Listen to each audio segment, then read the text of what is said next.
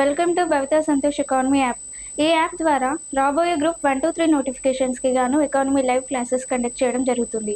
ఎవరైతే ఎకానమీలో top score సాధించాలి అనుకుంటున్నారో ఖచ్చితంగా భవితా సంతోష్ ఎకానమీ యాప్ని పర్చేస్ చేసేయండి.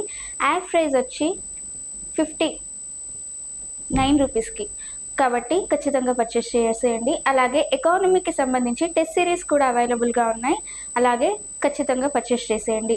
అలాగే డైలీ కరెంట్ అఫైర్స్ అనేవి భవితా సంతోష్ ఎకానమీ ఛానల్లో మనకి అవైలబుల్గా ఉన్నాయి. తెలుగు మరియు ఇంగ్లీష్ మీడియంలో కూడా అవైలబుల్గా ఉన్నాయి, కాబట్టి ఖచ్చితంగా భవితా సంతోష్ ఎకానమీ యాప్ని పర్చేస్ చేసేయండి. అలాగే ఛానల్ని సబ్స్క్రైబ్ చేయండి. అండ్ ఇలాంటి ఇంకా కరెంట్ అఫైర్స్ కావాలి అనుకున్న వాళ్ళు ఖచ్చితంగా సబ్స్క్రైబ్ చేయండి. అండ్ ఈరోజు డైలీ కరెంట్ అఫైర్స్కి సంబంధించి మన డైలీ కరెంట్ అఫైర్స్ అనేవి ఈరోజు డిసెంబర్ 8 నుంచి 14 వరకు చెప్పడం జరుగుతుంది. మరి ఈ వారం రోజులకి సంబంధించిన సిలబస్ని ఈరోజు మాట్లాడుకుందాం. ఈ డిసెంబర్కి సంబంధించిన ఈ వారానికి సంబంధించిన సిలబస్లో మొదటిగా డిస్కస్ చేసేది ఫైనాన్షియల్ సెక్టార్ అసెస్మెంట్ రిపోర్ట్. మరి ఏంటి ఫైనాన్షియల్ సెక్టార్ అసెస్మెంట్ రిపోర్ట్ అంటే, ఈ ఫైనాన్షియల్ సెక్టార్ అసెస్మెంట్ రిపోర్ట్ని వరల్డ్ బ్యాంక్ రిలీజ్ చేయడం జరిగింది. ఈ ఫైనాన్షియల్ సెక్టార్ అసెస్మెంట్ రిపోర్ట్ని వరల్డ్ బ్యాంక్ రిలీజ్ చేసింది. ఎందుకోసం అంటే, ఈ ఫైనాన్షియల్ సెక్టార్ రిపోర్ట్ ద్వారా మనకి ఏదైతే ఇండియా 2047 నాటికి మనకి విషన్ 2047ని మనకి రీచ్ అవ్వాలి అన్న ఉద్దేశంతో ముందుకు కొనసాగుతుంది. మరి ఆ 2047 విషన్ 2025కి రీచ్ అవుతుంది. అలాగే మన ఇండియన్ ఎకానమీ అనేది ఆర్థికంగా బలోపేతం అవుతుంది అని చెప్పి ఈ ఫైనాన్షియల్ సెక్టార్ అసెస్మెంట్ రిపోర్ట్లో వరల్డ్ బ్యాంక్ రిపోర్ట్ వారు విడుదల చేయడం జరిగింది. మరి మనకి ఇండియన్ ఆర్థిక వ్యవస్థ అనేది, లేదంటే భారత ఆర్థిక వ్యవస్థ అనేది మనకి ఇంకా బలోపేతం అవుతుంది అని చెప్పి వివరించారు. ఏ విధంగా బలోపేతం అవుతుంది అని అంటే, స్థిరత్వంలో మరియు వైవిధ్యంలో అలాగే ఆర్థిక సమగ్రతలో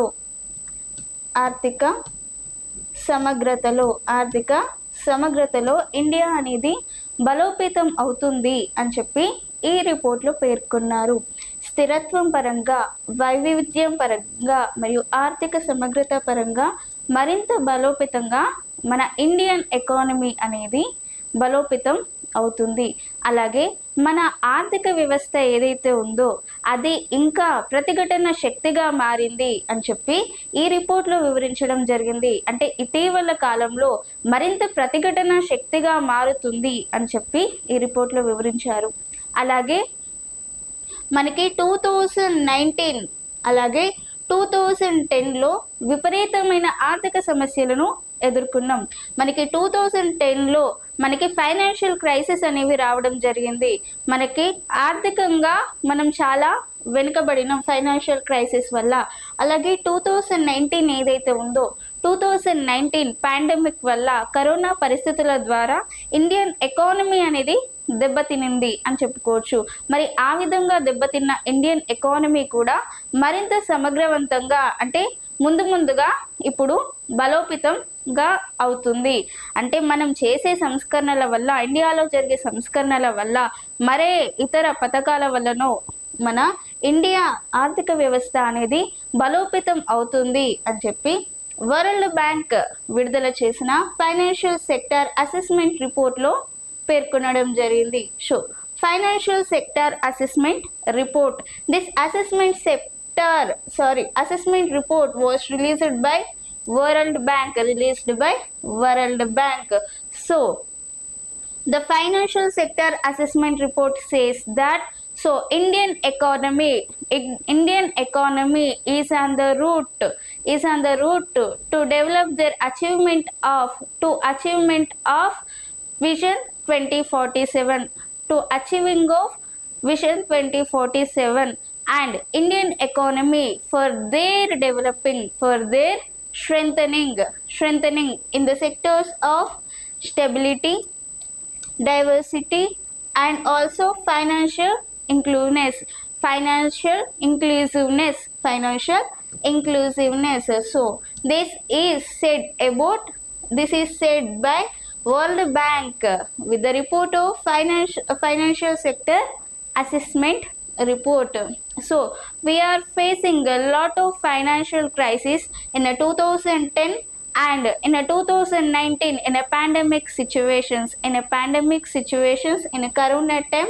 We are facing a lot of financial problems, and otherwise in 2019 lot of financial problems in 2019 in pandemic situations. So the in that case, so in these situations, so from this economy system to India is developing slow by slow, and now the Indian economy is strongest, so becoming strongest. So now the Indian economy is becoming strongest. So it was said by financial sector assessment report. It is released by World Bank.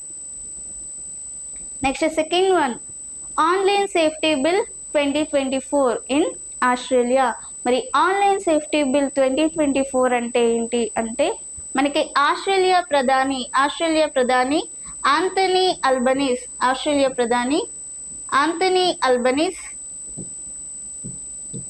ఒక రిపోర్ట్ని Anthony Albanese ఒక ప్రముఖ ప్రకటన చేయడం జరిగింది. Australia ప్రధాని అయిన ఎవరు? Anthony Albanese. ఏ ప్రకటన చేశారు అని అంటే, మనకి 16 ఏళ్లలోపు పిల్లలు ఎవరైతే ఉన్నారో వాళ్ళకి సోషల్ మీడియా వాడకాన్ని నిషేధించడం జరిగింది. మరి సోషల్ మీడియా వాడకాన్ని ఎందుకు నిషేధించారు అంటే, ఇప్పుడు చిన్నపిల్లలు ఎవరైతే ఉన్నారో ఈ సోషల్ మీడియా వాడకం ద్వారా వారు త్వరగా చెడు సావాసాలకి, అంటే చెడు దారిన పడుతున్నారు అన్న ఉద్దేశంతో, మరి 16 ఏళ్లలోపు ఉన్న పిల్లలు ఎవరైతే ఉన్నారో వాళ్ళకి సోషల్ మీడియాని రద్దు చేయాలి అన్న ఉద్దేశంతో ఎవరు?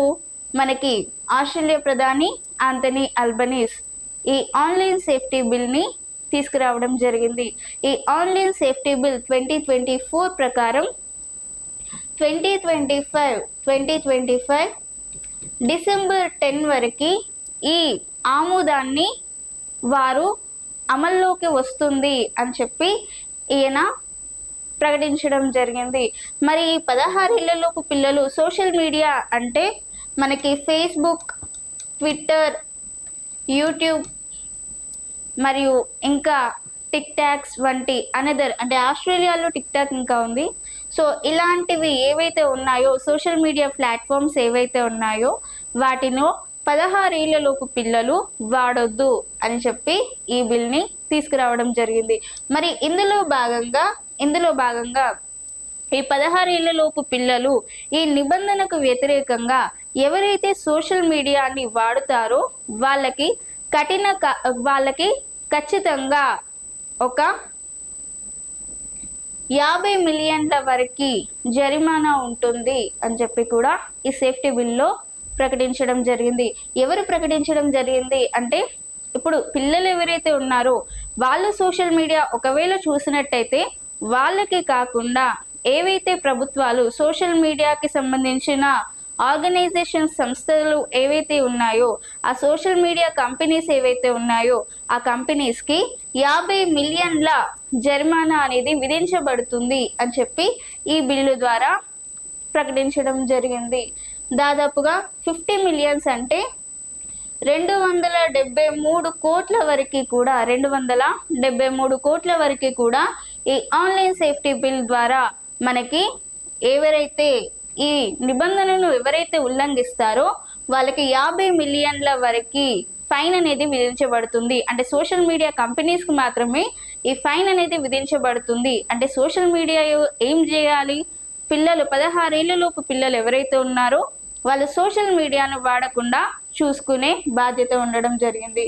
So online safety bill 2024 was passed by Australia prime minister Anthony Albanese. So because of this, so based on Online Safety Bill 2024, it will be effected.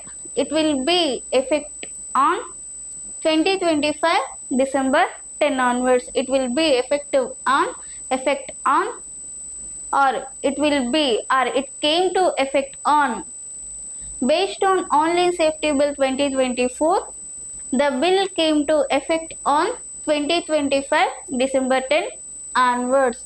So in that case, in this Online Safety Bill, so what is Online Safety Bill? So Online Safety Bill is, do not use social media under the age of 16 years of people, 16 years of children. So 16 years of children, under the age of 16 years of children, do not use social media. This is on Online Safety Bill. This is about Online Safety Bill. Or who are violating this, the social media companies. So the social media companies faced a fine up to 50 millions. 50 millions is known as 273 crores. 273 crores. So the social medias like Facebook, Twitter, YouTube and Instagram and etc. So this is about Online Safety Bill 2024. Online Safety Bill 2024. Who have passed this bill? Australia Prime Minister Anthony Albanese. The bill is came to effect from 2025 December 10 onwards. Next justice Balakrishna commission. మరి justice Balakrishna commission అనేది ఎందుకోసం ఏర్పాటు చేశారు అంటే, ఈ justice Balakrishna కమిషన్ని మనకి ఎస్సీలు అంటే ఎస్సీ నుండి విడిపోయి ఎవరైతే క్రిస్టియన్స్గా ముస్లిమ్స్గా మాట్లాడారో వాళ్ళకి ఎస్సీ హోదా ఇవ్వవచ్చా లేదా అన్న ఉద్దేశంతో ఈ జస్టిస్ బాలకృష్ణ అనే కమిషన్ని ఏర్పాటు చేశారు. మరి ఈ కమిషన్ని ఎప్పుడు ఏర్పాటు చేశారు అంటే 2024 అక్టోబర్ 10న ఏర్పాటు చేయడం జరిగింది. మరి ఈ అక్టోబర్ 10న ఏర్పాటు చేసిన ఈ కమిషన్ అనేది ఈ ఎస్సీలకి అంటే కన్వర్టెడ్ ఎస్సీకి మరలా ఎస్సీ హోదా ఇవ్వవచ్చా లేదా అనే నిర్ణయాన్ని సరిగా తీసుకోలేక మరింత గడువును అడగడం జరిగింది. మరి ఆ గడువు 2025 అక్టోబర్ 10 వరకు ఇవ్వడం జరిగింది. అంటే ఈ గడువు ఏదైతే ఉందో 2024 అక్టోబర్ 10 వరకు ముందుగా ఇచ్చారు. వీళ్ళు డెసిషన్ సరిగా తీసుకోలేక మరింత గడువు కావాలి అనగా ఇంకొక సంవత్సరం పాటు 2025 అక్టోబర్ 10 వరకు ఇవ్వడం జరిగింది. మరి ఈ అక్టోబర్ 10 నాడు మరొక 6 నెలల పాటు దీని యొక్క గడువును, ఈ కమిషన్ యొక్క గడువును పెంచడం జరిగింది. ఈ నివేదికను ఎప్పుడు ఇవ్వాలి? 2024 అక్టోబర్ 10 నాడు ఇవ్వాలి. ఇది 2025 అక్టోబర్ 10 వరకు ఎక్స్టెండ్ అయింది. ఇప్పుడు అది మరొక 6 నెలల వరకు కూడా ఎక్స్టెండ్ కావడం జరిగింది. మరి దీని యొక్క నిర్ణయాన్ని ఎవరు విడుదల చేశారు అంటే కేంద్ర సామాజిక న్యాయం మరియు సాధికారిత మంత్రిత్వ శాఖ దీని యొక్క నిర్ణయాన్ని నోటిఫికేషన్ ద్వారా విడుదల చేయడం జరిగింది. దీని యొక్క నిర్ణయాన్ని దేని ద్వారా విడుదల చేసింది? నోటిఫికేషన్ ద్వారా విడుదల చేయడం జరిగింది. So justice Balakrishnan commission was done. So Justice Balakrishnan Commission is about whether the converted SCs to given SC status or not. So who or whenever or whoever converted SCs from their religion. So in this commission are given or not SC status to converted Hindus, and this is about Justice Balakrishnan commission. So this committee last date of submission report is 2024 October 10, but this commission they're not taken any decision of this converted Hindus. So in this case, so this commission is again extended to 2025 October 10. So now from this commission is again extended. This commission is again extended from again 6 months, another 6 months. This commission is again extended another 6 months. This is about Justice Balakrishnan committee, Justice Balakrishnan commission. So and third one, the Assam prohibition of polygamy bill. మరి Assam prohibition of పాలిగామి bill అనేది దేనికోసం ఏర్పాటు చేశారు అంటే, ఈ Assam prohibition of పాలిగామి bill అంటే అస్సాం రాష్ట్రంలో మనకి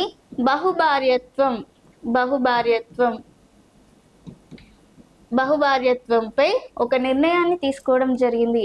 ఎవరు నిర్ణయాన్ని తీసుకున్నారు అంటే, ఈ బహుభార్యత్వంపై అస్సాంలో హేమంత బిష్ణు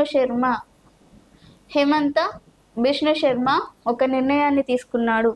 ఏంటా నిర్ణయం అంటే, ఎవరైతే ఒక భార్యని కాకుండా ఇంకా 2-3 భార్యలు చేసుకోవడం కాకుండా, ఒకరిని మించి ఎవరైనా ఒకరు కాకుండా ఇంకా ఎక్కువ మందిని వివాహం చేసుకుంటే వాళ్ళు క్రిమినల్గా పరిగణించబడతారు.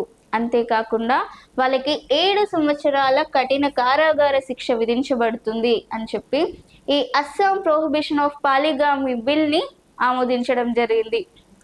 ఎవరైతే అస్సాంలో ఒకరికంటే ఎక్కువ మందిని వివాహం చేసుకుంటారో వాళ్ళకి ఈ విధంగా కఠిన కారాగార శిక్ష విధించబడుతుంది అని చెప్పే bill Assam prohibition of పాలిగామి bill.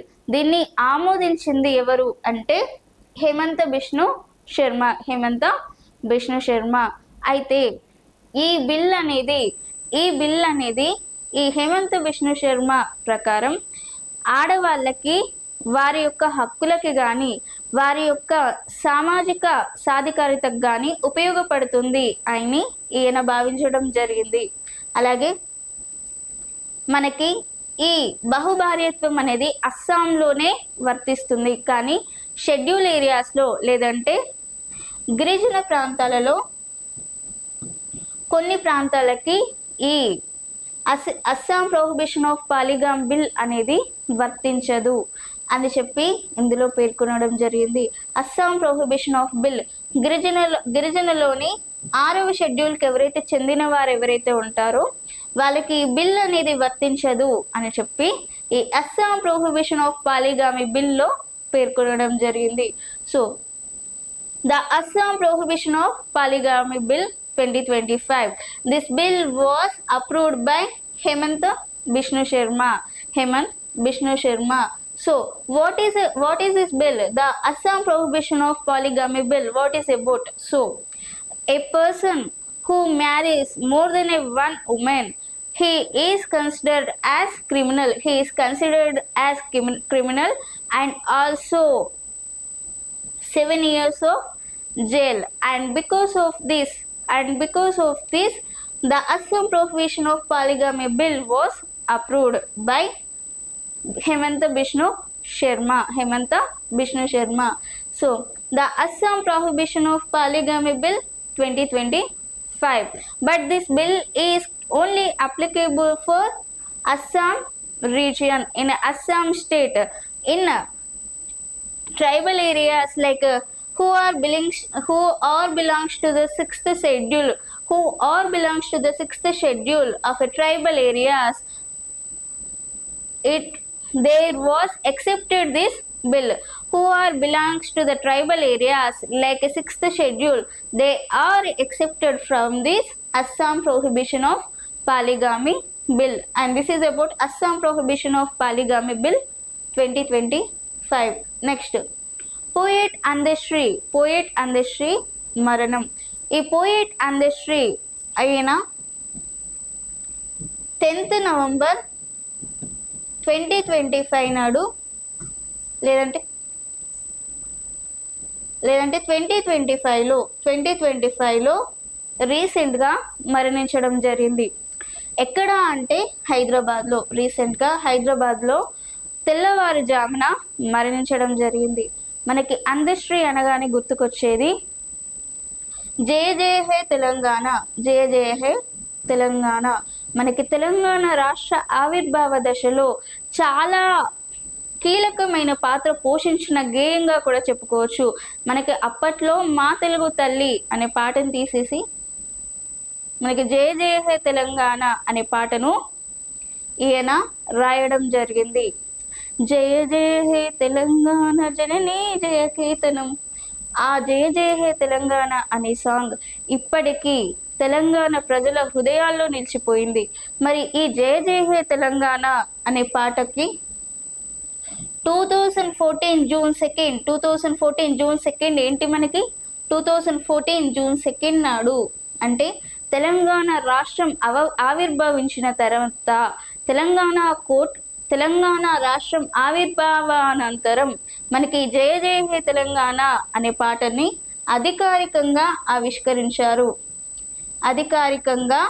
ఆవిష్కరించడం జరిగింది. ఈ జయ జయ హే తెలంగాణ అనే పాటని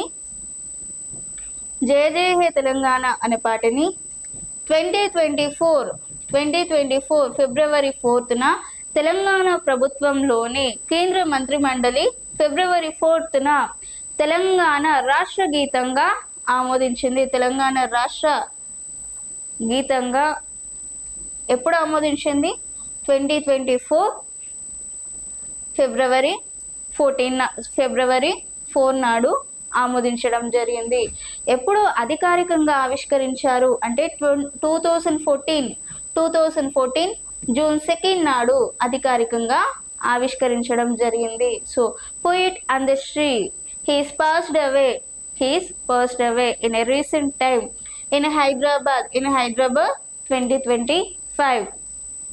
Poet Andashri composed a song of Jai Jai Hai Telangana, Jai Jai Hai Telangana. It is a most memorable song in a Telangana people's heart still now.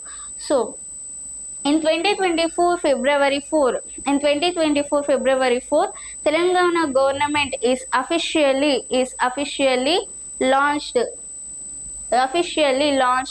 in Union government as Jai Jai Hai Telangana as state anthem. Officially launched Jai Jai Hai Telangana as state anthem. So in 2024 February 4th, officially launched Jai Jai Hai Telangana as state anthem. And 2014 June 2 Telangana Avirbhavanantaram, after formation of Telangana in 2014 June 2nd, Jai Jai Hai Telangana is officially unveiled. And this is about poet Andashri. Next, India's 91st Grandmaster Rahul VS. So Rahul VS అనే వ్యక్తి ఈయన మరొకసారి భారత chess ఛాంపియన్షిప్లో ఒక మైలురాలిని సృష్టించాడు అని చెప్పొచ్చు. మరి ఈ రాహుల్ విఎస్ అనే ఈ వ్యక్తి ఫిలిప్పీన్స్లో జరిగిన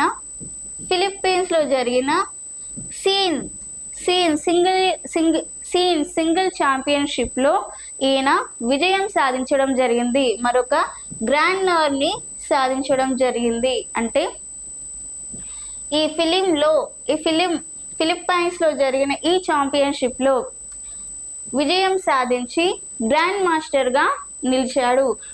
దీనితో ఇండియాలో గ్రాండ్ మాస్టర్ల సంఖ్య ఎంతవరకు చేరింది అంటే దాదాపుగా 91 వరకు చేరింది అని చెప్పుకోవచ్చు. ఈయన మనకి గ్రాండ్ మాస్టర్ కావాలంటే ఏం కావాలి? ముందుగా గ్రాండ్ మాస్టర్స్ని 3 గ్రాండ్ మాస్టర్స్ని ఎవరైతే సొంతం చేసుకుంటారో వాళ్ళు గ్రాండ్ మాస్టర్గా బిరుదును సంపాదించుకోవచ్చు. వారు గ్రాండ్ మాస్టర్ అని చెప్పుకోవచ్చు. మరి అదేవిధంగా ఇండియాకు చెందిన రాహుల్ విఎస్ 3 గ్రాండ్ మాస్టర్లని సొంతం చేసుకొని 91వ ఇండియన్ గ్రాండ్ మాస్టర్గా మారడం జరిగింది. ఇది ఎక్కడ జరిగింది అంటే ఫిలిప్పీన్స్లోని సీన్లో ఇండివిజువల్ ఛాంపియన్షిప్లో గెలుపొందడం జరిగింది. మరి 91 గ్రాండ్ మాస్టర్స్, ఇండియా నుంచి 91 గ్రాండ్ మాస్టర్స్ అంటున్నాం. మరి ఫస్ట్ గ్రాండ్ మాస్టర్ ఎవరు అంటే విశ్వనాథ్ ఆనంద్ 1988లో విశ్వనాథ్ ఆనంద్ ఇండియా నుంచి మొదటి గ్రాండ్ మాస్టర్గా గెలుపొందడం జరిగింది. ఇప్పుడు 91వ గ్రాండ్ మాస్టర్గా ఎవరు గెలుపొందాడు అంటే ఇండియాకు చెందిన రాహుల్ విఎస్ అని చెప్పుకోవచ్చు. So Rahul VS becomes India's 91st Grand Master. He clinches Asian Individual Championship title around to spare. So the first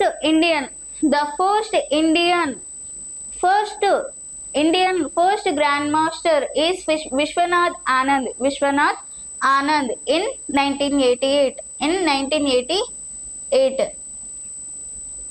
And this is about Grandmaster Rahul VS. Next, Maharashtra Starlink Agreement. ఏంటి Maharashtra Starlink agreement అంటే మహారాష్ట్ర అనేది ఒక గ్రహాలకి అంటే ఉపగ్రహాల ద్వారా మనకి internet సౌకర్యాలని కల్పిస్తుంది. Internet అనే సౌకర్యాలని కల్పించే ఉద్దేశంతో ఒక స్టార్లింక్ ఒప్పందాన్ని చేసుకుంది. అంటే ఇండియాలోనే స్టార్లింక్ ఒప్పందాన్ని కుదుర్చుకున్న మొట్టమొదటి రాష్ట్రంగా మహారాష్ట్రని చెప్పుకోవచ్చు. అంటే ఉపగ్రహాల ద్వారా మనకి ఇంటర్నెట్ కనెక్షన్స్ని అందించాలి అన్న ఉద్దేశంతో ఈ ఒప్పందాన్ని కుదుర్చుకోవడం జరిగింది. మరి ఈ స్టార్లింక్ ఒప్పందం ద్వారా ఎలాంటి ఇంటర్నెట్ కనెక్షన్స్ని ఇవ్వాలి అనుకుంటుంది అంటే ఫాస్ట్ ఇంటర్నెట్ కనెక్షన్స్ని ఇవ్వాలనుకుంటుంది. ఏవైతే గ్రామాల్లో ఆరోగ్య కేంద్రాలకి విద్యా సదుపాయాలకి ఫాస్ట్ ఇంటర్నెట్ సౌకర్యాలని ఉపగ్రహాల ద్వారా ఇవ్వాలి అన్న ఉద్దేశంతో ఈ స్టార్లింక్ అగ్రిమెంట్ని చేయడం జరిగింది. మరి ఈ స్టార్లింక్ అగ్రిమెంట్ ద్వారా ఆన్లైన్ ఎడ్యుకేషన్, టెలిమెడిసిన్, అలాగే ఈ గవర్నెన్స్ని ఏర్పాటు చేయాలి అన్న ఉద్దేశంతో మహారాష్ట్ర స్టార్లింక్ ఒప్పందాన్ని ఏర్పాటు చేసుకోవడం జరిగింది. So the first state deal an agreement. So the first Starlink agreement state in India was Maharashtra. So the purpose of Starlink agreement is to provide fast internet services to villages and to provide health services and education and medical services through these fast internet connections, and through these fast internet connections to provide online educations and telemedicines and e-governance in villages. And this is the purpose of Starlink agreement through Maharashtra. Starlink agreement of Maharashtra. Maharashtra is the first state in India in Starlink agreement. Next, Vande Mataram national anthem. Vande Mataram national anthem అనేది మనకి 1875లో publish చేయడం జరిగింది. మనకి వందే మాతరంని ఎవరు రచించారు అంటే bunking చంద్ర చటర్జీ. ఆనంద్ మట్ అనే నవలలో ఈ వందే మాతరం అనే నేషనల్ యాంథమ్ని సంస్కృతంలో ఆనంద్ మట్ అనే నవలలో రచించడం జరిగింది. మరి దీనిని 1896లో ఇండియన్ నేషనల్ కాంగ్రెస్ సమావేశంలో రవీంద్రనాథ్ ఠాగూర్ మొట్టమొదటిసారిగా ఈ వందే మాతరం నేషనల్ అంతంని ప్రసంగించడం జరిగింది. మరి ఇది వందే మాతరం నేషనల్ కి సంబంధించి. మరి ఈ వందే మాతరం నేషనల్ యాంథమ్ అనేది 1875లో ఏర్పాటు చేయడం జరిగింది. ఇప్పుడు 2025 నాటికి ఇది 150 ఇయర్స్ని పూర్తి చేసుకుంది. 150 ఇయర్స్ని పూర్తి చేసుకునే సందర్భంలో దీనికి సంబంధించిన సెలబ్రేషన్స్ని ఢిల్లీలో నరేంద్ర మోడీ అధ్యక్షతన ఏర్పాటు చేయడం జరిగింది. ఢిల్లీలో నరేంద్ర మోడీ అధ్యక్షతన వందే మాతరంకి సంబంధించిన సెలబ్రేషన్స్ని ఏర్పాటు చేయడం జరిగింది. దీనికి రకరకాల కళాకారులు చాలా ఘనంగా నిర్వహించడం జరిగింది. ఈ వందే మాతరం నేషనల్ అంతం 150 ఇయర్స్ సెలబ్రేషన్స్ని ఢిల్లీలో చాలా ఘనంగా జరపడం జరిగింది. So national anthem was published in 1875. So this national anthem is written by Bankim Chandra in Sanskritam in novel of Anand Math. So in first time in 1896 in the meeting of Indian National Congress, Ravindranath Tagore and first